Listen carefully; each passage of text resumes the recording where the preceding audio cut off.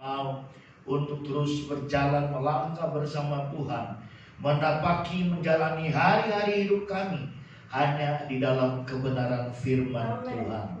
Karenanya Bapa, biarlah saat ini ketika kami mau mendengarkan Tuhan lewat pemberitaan firman Tuhan, Roh Kudus Engkau urapi kami semua, urapi setiap hati, pikiran, pendengaran yang ada dalam ruangan ini. Urapi juga hamba-Mu. Bapa, berbicaralah. Dalam nama Yesus kami berdoa mengucap syukur. Sama-sama kita katakan amin. Shalom. Iya. Silakan duduk. Kita hari ini patut bersyukur sama Tuhan. Karena kenapa? Kita sudah ada di bulan September 2022. Nah, ada banyak hal yang sudah kita jalani, kita kerjakan sepanjang 8 bulan yang berlalu. Tapi hari ini ketika kita masuk di bulan yang baru, kita mau buat tema lapar dan haus akan Tuhan. Mari kita buka Alkitab kita, Amsal 27 ayat 7. Amsal 27 ayat 7.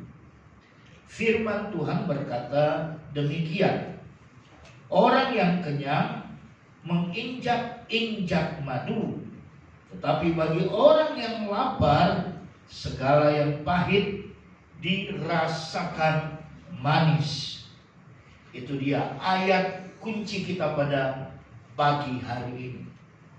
Pertanyaannya hari ini, sudahkah kita benar-benar lapar dan haus akan Tuhan di dalam setiap pertemuan ibadah kita? Tidak hanya di ibadah raya seperti ini, tapi juga di rumah tangga kita masing-masing. Masihkah kita lapar dan haus akan Tuhan?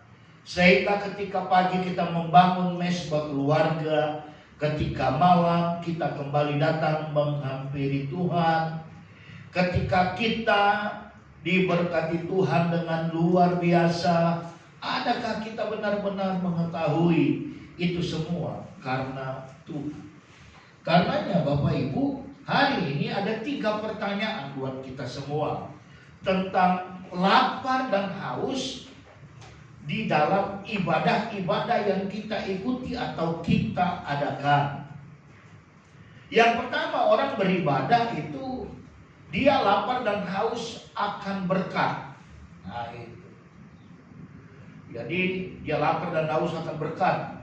Dia cari di mana gereja, di mana tempat ibadah yang menceritakan berkat.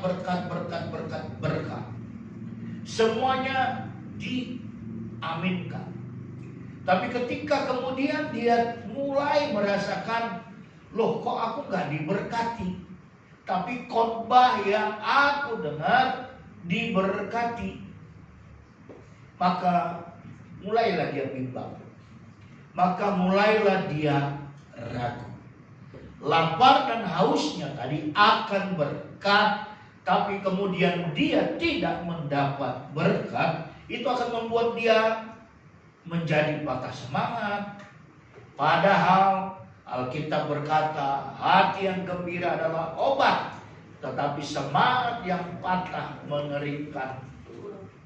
Mulailah dia membanding-bandingkan hidupnya dengan hidup orang lain, dengan tetangganya, dengan saudaranya, sehingga dia lupa untuk bersyukur. Dia lupa melihat ke bawah. Masih ada banyak orang yang keadaannya lebih menyedihkan daripada dia.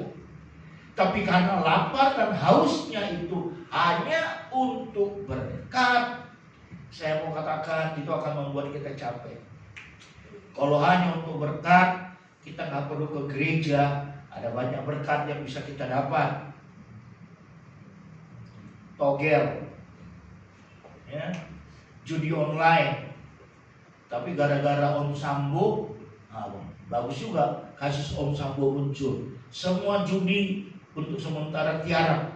Ya, nggak tahu nanti bangkit lagi judinya. Tapi sementara ini semua judi tiarap. gara-gara Om Sambo. Itu dia. Karena berkat. Ada lagi berkat lain, bisa ke Gunung Kawi, apalagi kita belajar klinik, ya. Jadi kita hari ini kalau lapar dan haus kita tentang ibadah, ada di hal yang ini berkat, maka kita perlu introspeksi diri. Yang kedua, ada orang lapar dan haus untuk ibadah karena mengejar mujizat. KKR kesembuhan ilahi, wow, berbondong-bondong dia datang, ya. Yang stroke, yang pokoknya semua datang mengejar mujizat. Saya kan baru pulang dari Nias nih. Saya ditanya, Pak Pendeta, di kampung saya lagi di kampung saya, Pak Pendeta nanti mau buat KKR kesembuhan ilahi juga? Enggak, saya bilang. Oh gitu, ya kenapa? Di sini sering kali Pak KKR kesembuhan ilahi, tapi orangnya nggak sembuh-sembuh.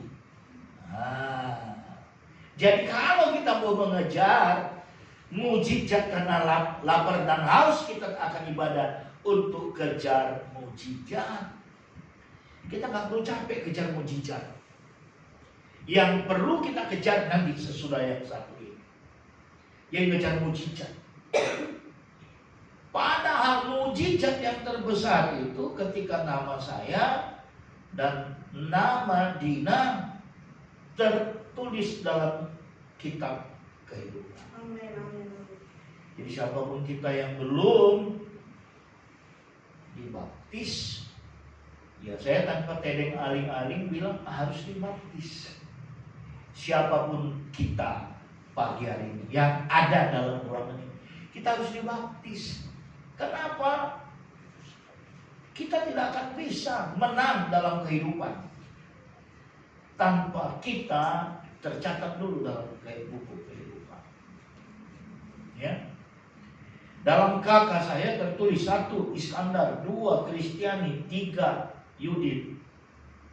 Saya lagi mikir-mikir nih, Dina masuk di kakak saya nanti atau mereka buat kakak sendiri sama Marisa. Kalau kita tercatat dalam surga, dalam kitab kehidupan, artinya kita nggak perlu lagi kejar-kejar berkat, karena Tuhan pasti memberkati. Kita nggak perlu lagi kejar mujizat, apalagi mujizat kesembuhan. Nanti cari di Alkitab, para murid suatu ketika datang pada Yesus. Kok ini nggak bisa disembuhkan Tuhan Yesus? Kira-kira begitu dialognya. Oh, untuk ini engkau harus berdoa dan berpuasa. Apa artinya? Tuhan mau sebelum kita mengalaminya, kita yang diubahkan dulu, bukan penyakitnya. Jadi kita berdoa dulu, Tuhan sembuhkan, nggak sembuh-sembuh. Itu artinya Tuhan mau kita dulu disembuhkan, orangnya yang disembuhkan, baru sakitnya. Yang ketiga, lapar, haus, dan ibadah itu karena kita memang haus, lapar akan Tuhan. Kalau kita lapar dan haus akan Tuhan, saya terharu juga sama Marcel tadi. Ya. Ada mereka sibuk menata ruangan ini. Saya bilang, capek lah Marcel ya. Oh, kalau untuk pelayanan gak capek Bapak Ibu. Ya.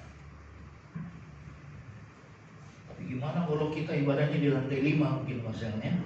Nah, angkat speaker juga dari bawah. Nah, itu dia.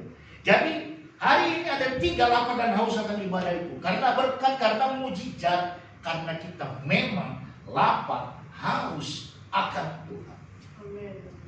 Ketika kita datang beribadah, ketika kita datang di tempat ini, itu membuktikan sebuah kebenaran.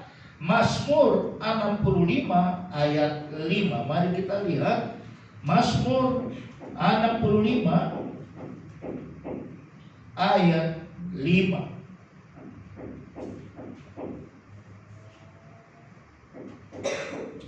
Berbahagialah orang yang engkau pilih dan yang engkau suruh mendekat untuk diam di pelataranmu. Kiranya kami menjadi kenyang dengan segala yang baik di rumahmu, di baitmu yang kudus. Jadi kita datang ke rumah Tuhan bukan kita mencari berkat, bukan kita menanti-nanti mujizat. Karena dikatakan berbahagialah orang yang engkau pilih dan yang engkau suruh mendekat untuk diam di pelataranmu. Kiranya kami menjadi kenyang dengan segala yang baik di rumahmu, di baitmu yang kudus. Lalu kenapa ada orang yang malas ke gereja? Kan itu pertanyaan juga. Dulu Pak Makaris sebelum saya bertobat, ya, saya nggak ke gereja, tapi saya titip kolektor saya. Ini yang nanti kasih di gereja. Itu saya bukan karena cinta Tuhan, tapi karena sombong. Coba kan Amsal 27 ayat 7. Orang yang kenyang menginjak-injak madu, tetapi bagi orang yang lapar segala yang pahit dirasakan manis. Orang yang kenyang, orang yang berpunya, orang yang kaya, pejabat. Nah, kita lihat hari-hari ini apa yang terjadi di republik kita. Karena dia kenyang. Jadi ya menginjak-injak madu. Gak perlu. Aku ini kan tuan takur. Tahu tuan takur? Marsha? Gak tahu. Nah, pejabat, banyak uang, banyak kekuatan, menginjak-injak madu. Dikatakan tetapi bagi orang yang lapar segala yang pahit dirasakan manis. Contoh-contoh. Cuman kan kita belum menjalankan full disiplin.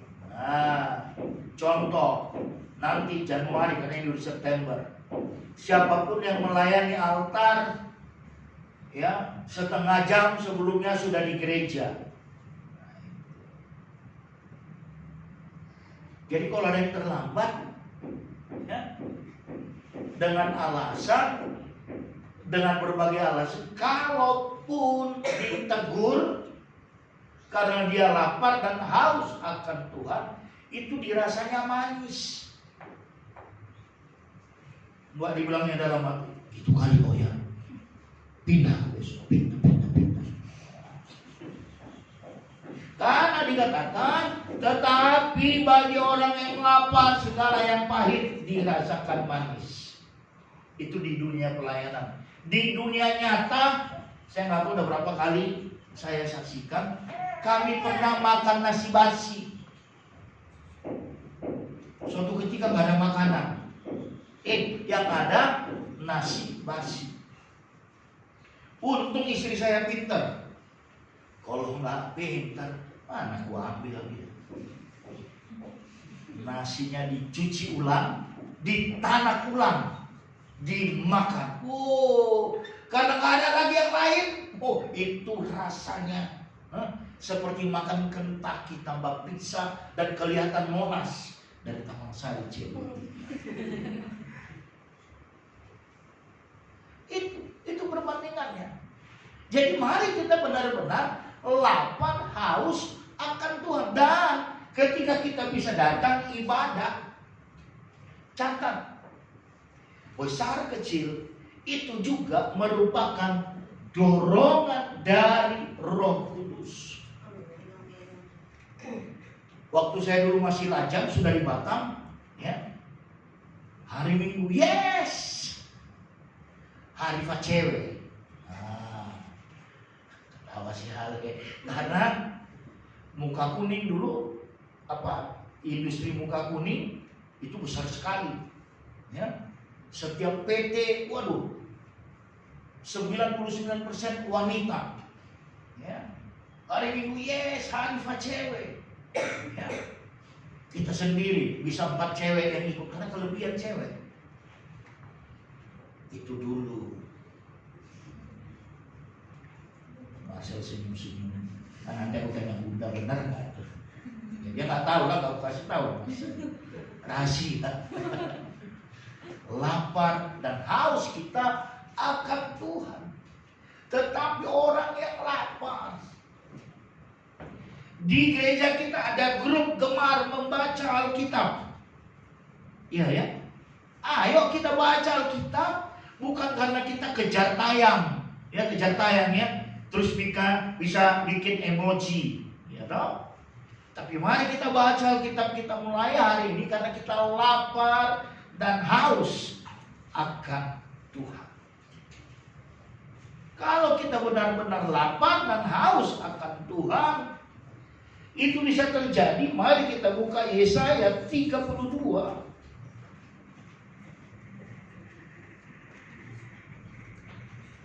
Yesaya 32.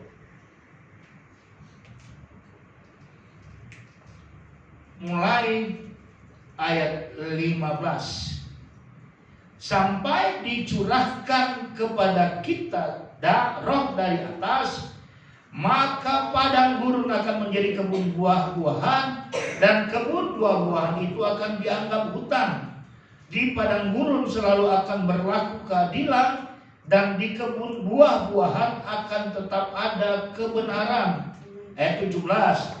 Di mana ada kebenaran, di situ akan tumbuh damai sejahtera, dan akibat kebenaran ialah ketenangan dan ketentraman untuk selama-lamanya. Jadi sampai dikatakan, sampai dicurahkan kepada kita roh dari atas. Bukankah kita baru-baru juga memperingati Pentakosta? Kita percaya sesudah peristiwa Pentakosta yang pertama, ada peristiwa Pentakosta yang kedua. Tahun 1906 di Azusa Street di Amerika. Hari ini gerakan Pentakosta ketiga juga akan segera ada, dan itu dimulai dari Indonesia. Saya kaget sekali hari Selasa yang lalu, saya diundang ikut ibadah. Pendetanya dari Singapura. Dia bilang Singapura memang kaya, tapi kegerakan api Pentakosta yang ketiga itu bukan dari Singapura, tapi itu dari Indonesia. Saya tanya, Pak Pendeta pernah ngomong atau ngobrol dengan Pak Niko? Enggak. Kenapa saya ngomong tentang Pentakosta ketiga? Katanya persis 17 Mei. 17 Mei. Catat ya. 17 Mei tahun ini. Di Singapura dia sedang berdoa. Ketika dia sedang berdoa, dia mendengarkan suara yang sangat jelas. Pintu Indonesia akan dibuka. Dia nggak ngerti. Tapi malam dia buka televisi. Malam 17 Mei, Presiden Jokowi berkata, Indonesia tidak lagi memblok kedatangan warga asing dari luar. Dan dia berkata, mungkin saya pendeta yang baru pertama datang dari Singapura ke Indonesia. Jadi dia berdoa pagi 17 Mei, dia dengar suara pintu Indonesia terbuka.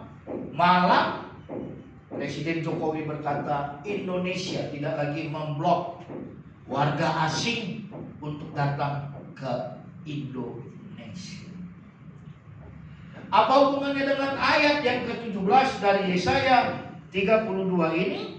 Dikatakan sampai ayat 15, sampai dicurahkan kepada kita roh dari atas. Yang paling kecil di antara kita yang bisa mengerti sesuatu mungkin cinta. Ya, tadi malam di Pemuda saya tanya sama anak-anak muda, waktu kecil pernah ngambil uang mama enggak? Semua rata-rata bilang sudah. Nah, ketika kita ambil uang mama, kita beli jajan. Kalau kami zaman dulu Marcel namanya es ganevo. Atau sama Ale, sama Ina Ale ngerti es ganevo namanya. Nah, es lilin yang kuning itu atau biru, ya, cuman batu es dikasih pewarna, dibekukan, nah itu namanya es ganevo. Nah, itu pengalaman kami. Ketika kita beli jajan sesudah ambil uang mama diam-diam kan enak rasanya, betul? Ya. Tapi ketika kita sudah selesai jajan, kita kembali ke rumah, hati kita mulai itu.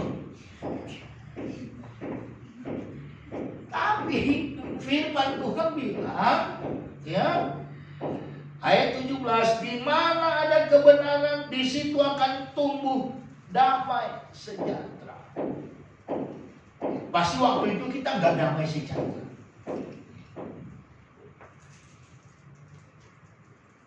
Udahlah nggak damai sejahtera, malah kita berdoa, Tuhan biar mama nggak tahu aku sudah ambil duit. Berdoa pula lagi. Nah, di mana ada kebenaran, di situ akan bertumbuh damai sejahtera, dan akibat kebenaran ialah ketenangan. Bukan kebesaran, kebesaran pangkat, kebesaran harta.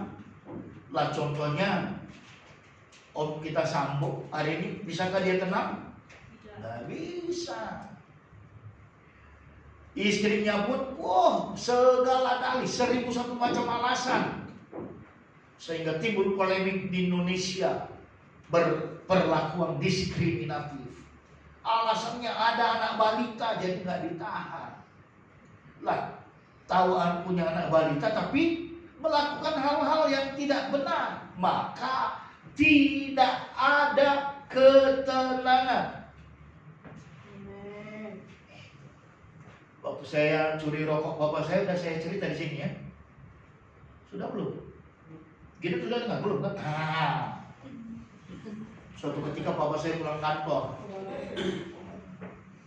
ya kan? Saya kelas 2 SMA. Pingin kali ngetes segala sesuatu. Bapak saya tidur. Yang ngorok mencet pendek, aman ini. Di meja di ruang tamu ada rokoknya terbentang. Dulu nggak ada mancis, pakai korek api ABC itu kali, yang kayu. Saya ambil sebatang. Saya pura-pura ke kamar mandi. Di sana.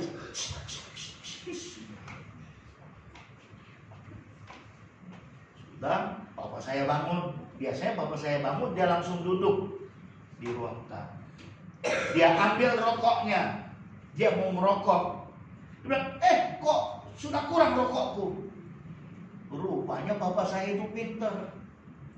Anaknya laki semua, 5. Jadi sebelum dia tidur, dia hitung rokoknya berapa batang lagi.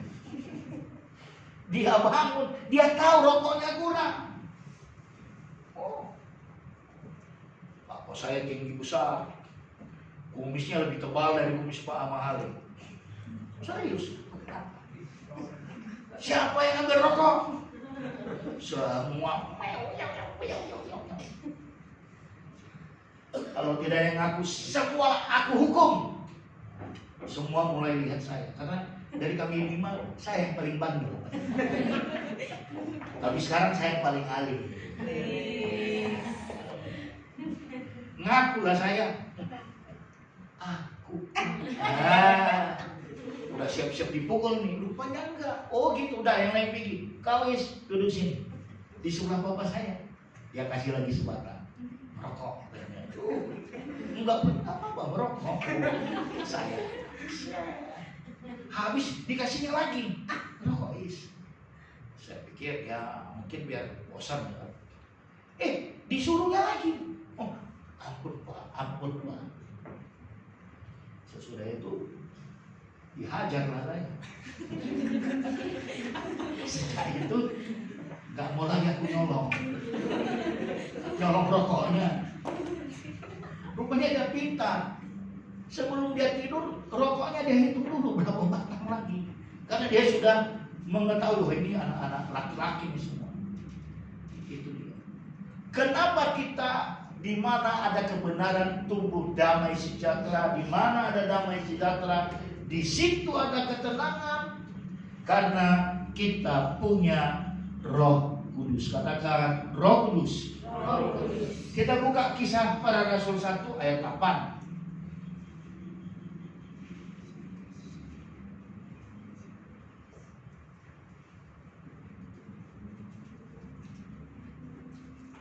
Sudah dapat Kisah Rasul 1 ayatnya 8. Ini ayat yang sangat populer.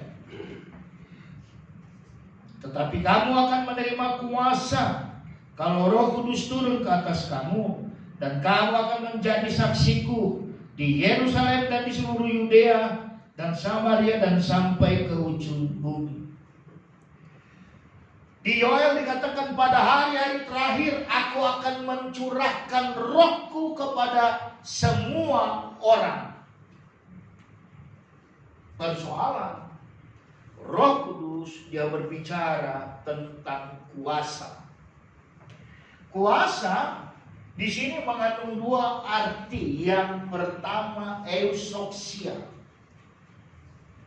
Eusoksia itu artinya kebebasan untuk memilih. Tuhan beri kuasa untuk memilih. Maka tadi malam saya bilang di pemuda, saya tak bisa paksa orang yang belum menerima baptis untuk dibaptis. Tapi saya memberitakan kabar baik tentang baptisan itu harus. Kebebasan memilih. Bisa nggak kita bayangkan ketika Adam dan Hawa ada pertama kali? Bukankah mereka orang-orang yang berkuasa? Allah berfirman, ya, semua ini ada di bawah kuasa. Kecuali yang satu ini. Jangan sekali-kali engkau makan. Catatannya, Adam dan Hawa dia punya eusoksia. Kuasa untuk memilih. Itulah hebatnya Tuhan kita.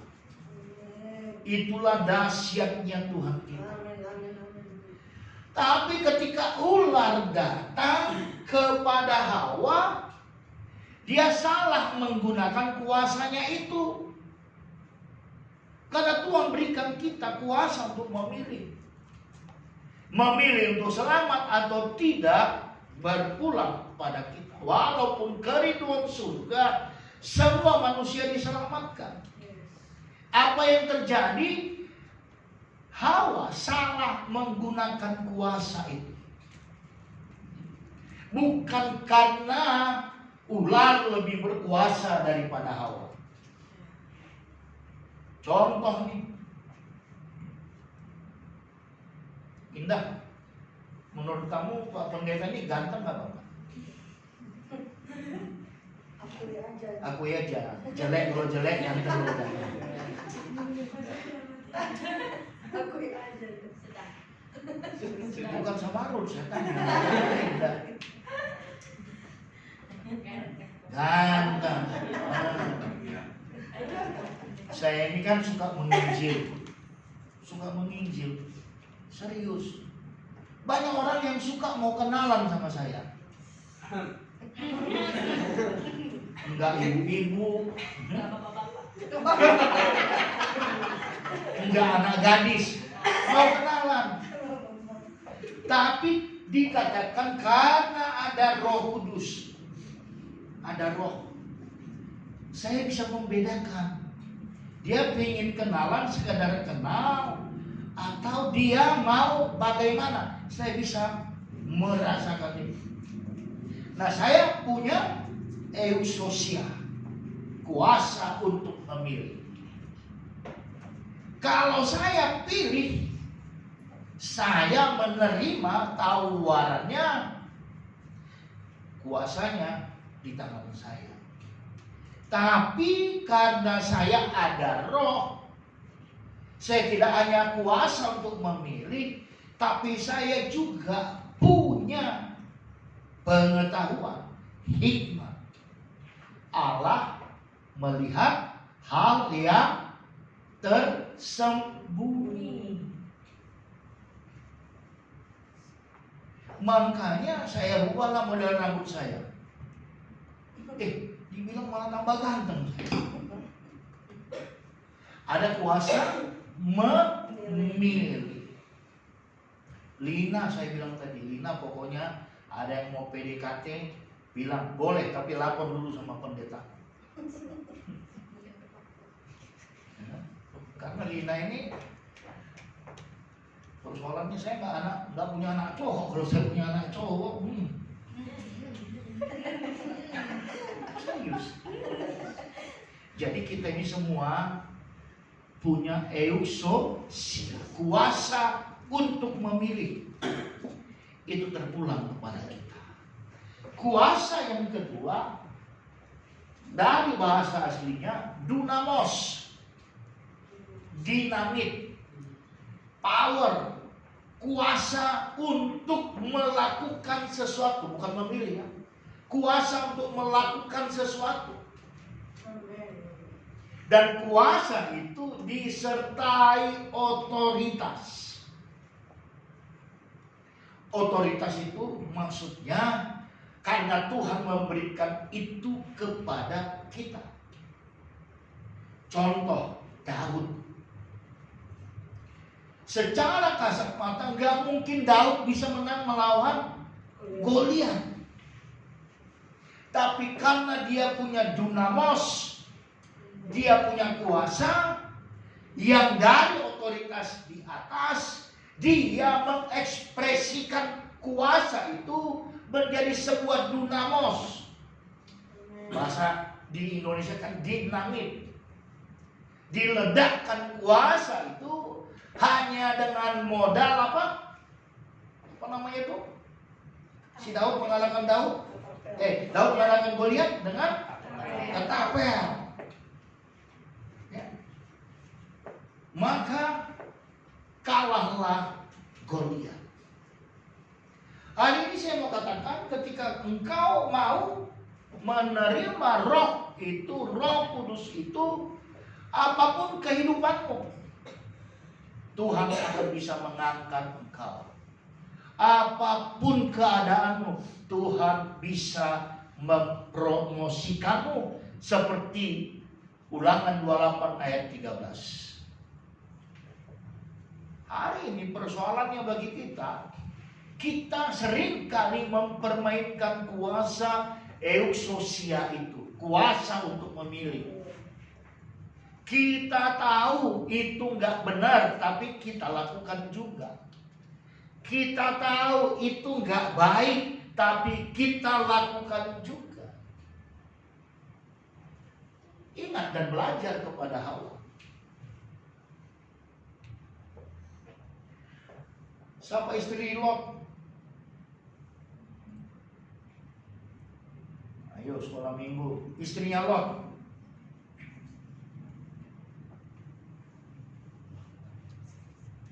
Ayo cepat di Google.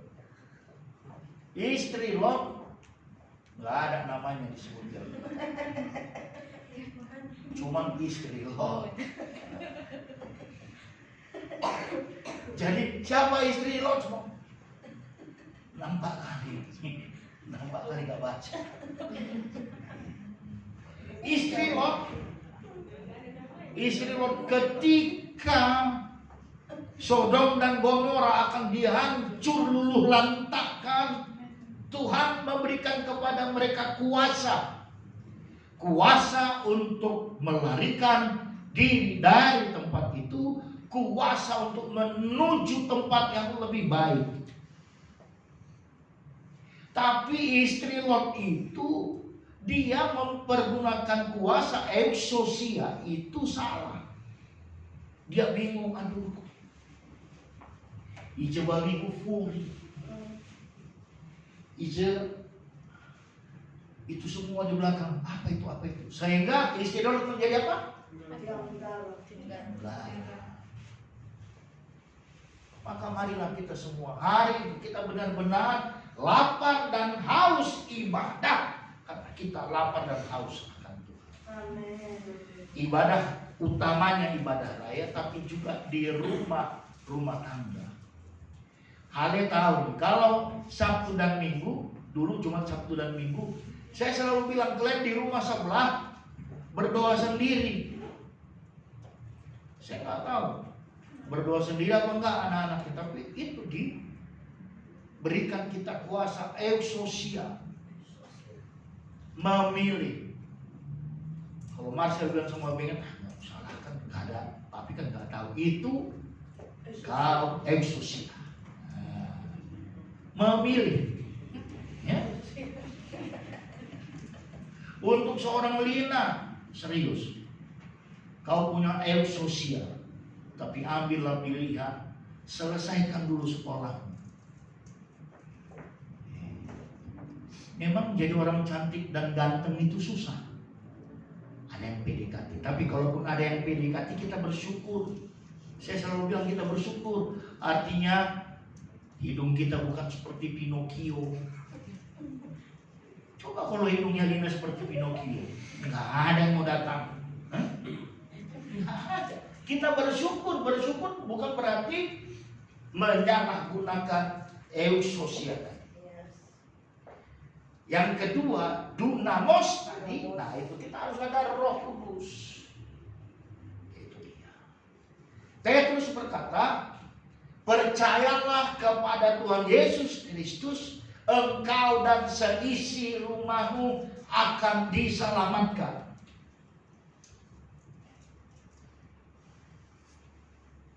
Si Amma Vander menikahi Margadahi. Tidak hanya Jai saja yang diselamatkan, tapi Margadahi pun diselamatkan. Ya.